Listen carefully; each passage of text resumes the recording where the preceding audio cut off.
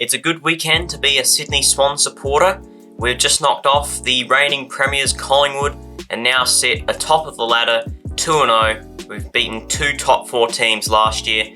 We probably won't be top of the ladder by the end of the round, granted, considering that GWS are taking on North Melbourne today. But still, there's a lot to be excited about this year.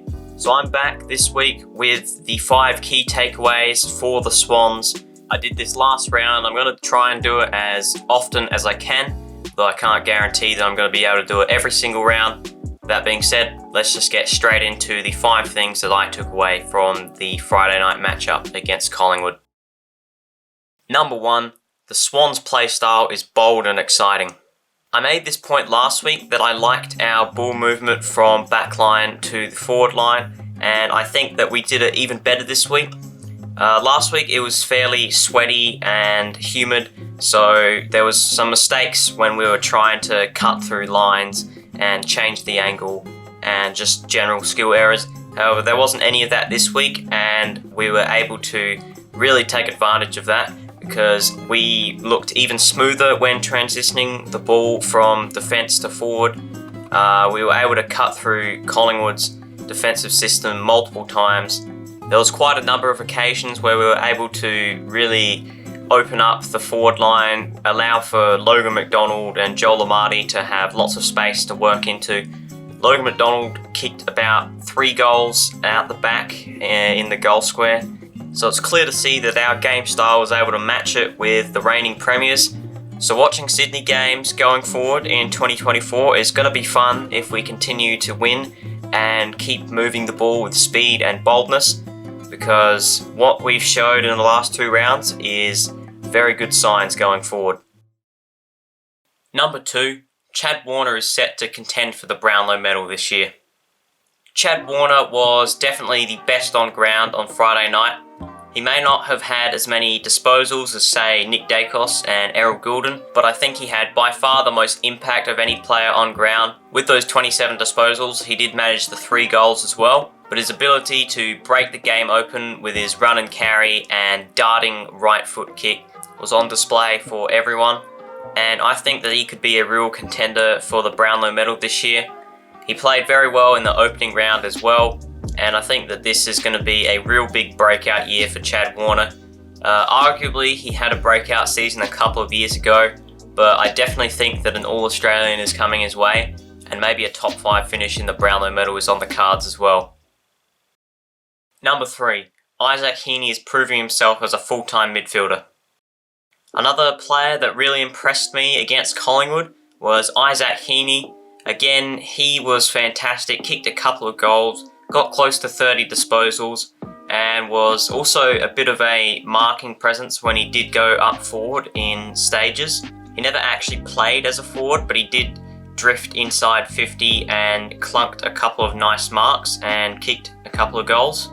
It was a really good showing from him, I thought.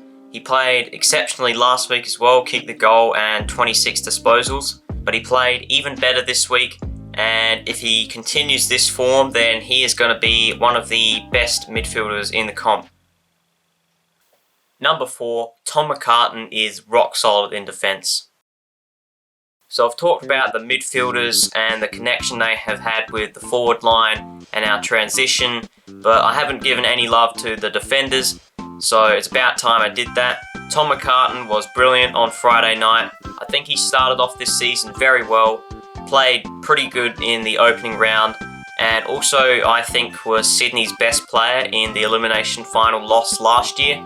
He's not a really stat-heavy player. He doesn't get 10 intercept marks a match. He doesn't get a lot of rebounding disposals, but he just does his job so well. He made about 8 spoils on Friday night and made numerous brilliant defensive efforts both in the air and at ground level.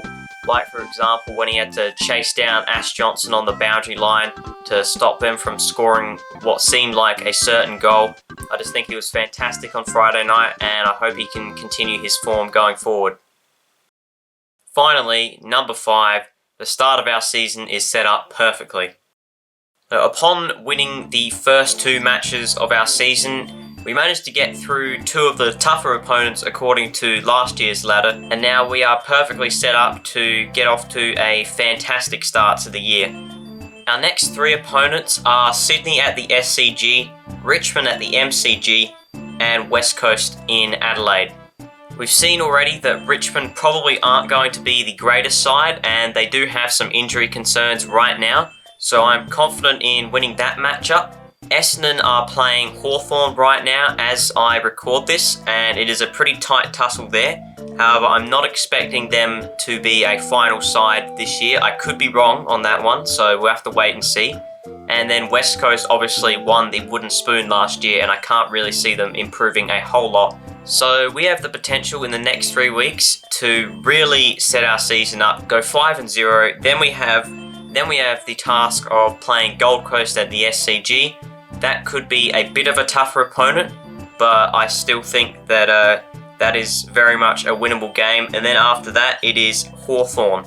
So if all goes well, we could easily find ourselves 7-0. Of course, we could potentially get a little bit cocky and lose one of those games. And some of those teams may be better than what we expect them to be. In round 8 will be our next really tough task, and that is beating GWS, who it's only been one game, but at this stage they look like potentially one of the teams to beat this year.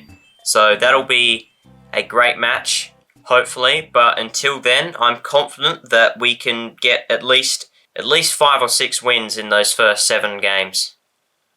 So there you have it. They are my 5 key takeaways from the Sydney Swans matchup with Collingwood in round 1. I hope you did enjoy the video. If you did, please leave a like and subscribe. If you're a Swans supporter, let me know what you noticed about our first 2 games of the season. Even if you're not a Swans supporter, comment what you've noticed about our games, and I'll see you all in the next one. Bye.